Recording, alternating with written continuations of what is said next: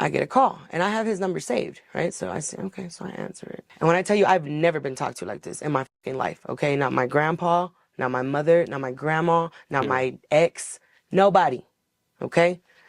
This man, you need to take that fucking album down right now.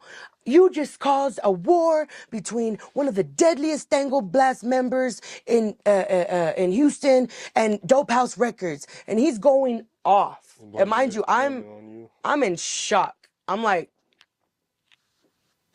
hello? Who the fuck are you talking to, bro? Like, you know, and so we start going at it. It's like a fucking yelling match. I'm like, I'm sitting here like, how am I causing a war? I thought this man was a changed man. How is he even back in the picture? How did I start the war between you, him, and Dope House? I don't understand. He's like, people, exactly. It's just a part of his fucking game. It was one of his 3 scare tactics, okay? Or tactics that he uses. Because I got 3 phone calls that night. The first one, he's going off. And I'm like, okay, 29 minutes in, I hang up.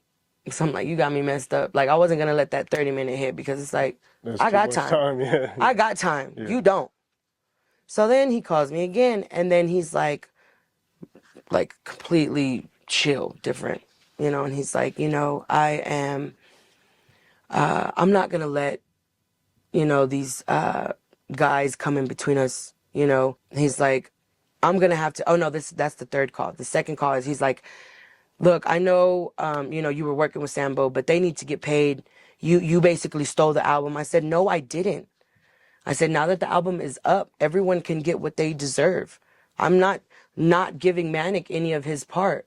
I said, we already had our agreement. Y'all were trying to steal from me. And he was like, no. It's your music at the end of the day. Like, at the end of the day. You know, I was like, y'all were trying to steal from me. I said, you're trying to sit here and buy my album. And then you're telling me that every song on the album needs some type of changing, needs some type of rewrite or something. I said, so not only do you want my music, you want my fucking writers too. You want a percentage of that too. I said, no.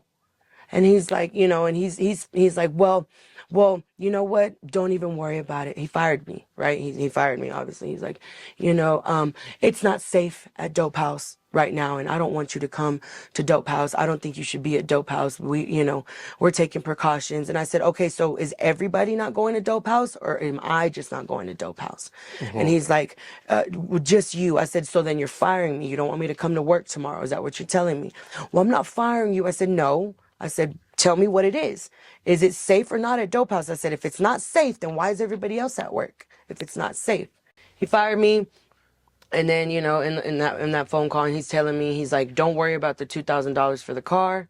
He's like, don't worry about it. I'm going to pay them the $8,000 for the album, and you get to keep your album. That's what he's telling me. Wow. And I'm like, okay. I said, but what, you know, like, what is it? What's the catch? Like, you know, I'm like, you know, I said, I wish you would have really reconsidered, you know, going behind my back and actually sitting me at the table, dude. I said, Carlos, why couldn't you just sit me at the table for my own music and my own project, you know, instead of trying to steal it from me? I said, and now you want me to be grateful that you're giving me things when you weren't going to give me shit.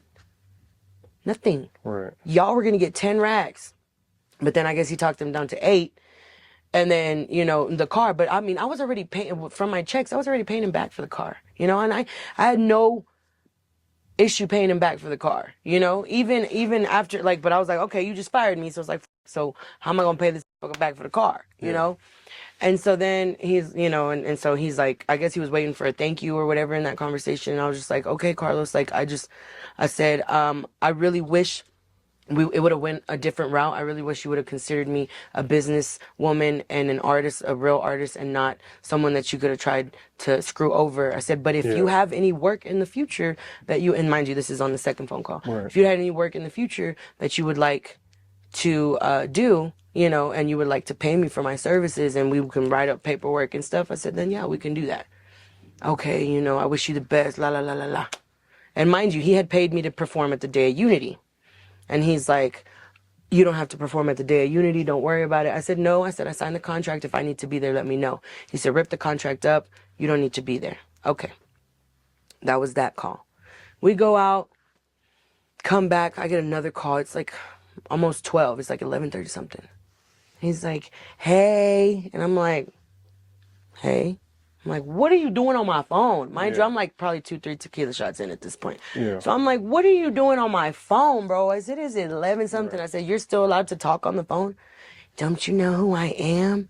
And I'm just like, you know, he was flirting with me. Like, dead ass. Like, I'm gonna just call it for what it was, you know? And he's like, no, mama, you know, like, I don't want to let these guys get in between us. I don't want to let them fuck up a good thing, you know, what we got going on, you know.